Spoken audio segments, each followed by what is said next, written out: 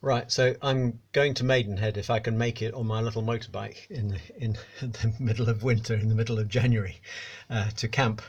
And I'm going to Maidenhead because the MP there is Theresa May, the Prime Minister, who's just made a Brexit speech.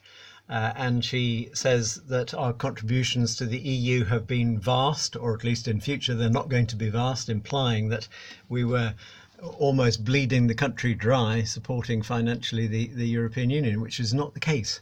It really is not the case. I'm sorry, because and the Brexit campaign, the Leave campaign, exaggerated the figures of how much it costs us to be part of the European Union. They said 350 million a week, which is not correct, and it's less than half that. And in fact, the amount we give to the European Union is less than 1% of government expenditure. And for that, we get a continent at peace and in increasing prosperity, and people able in this part of the continent and also elsewhere to be able to settle down after years of tyranny.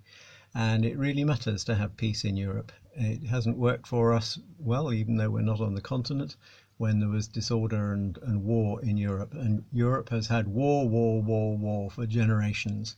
And the purpose of the EU was to settle the continent down and let us live at peace and in prosperity.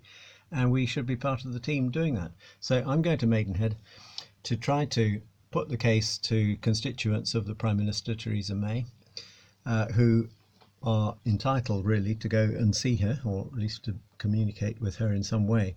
And I'd like to say that although she says the will of the people must be respected, the people were misinformed. And I think that invalidates the Brexit vote. It was a narrowly won vote.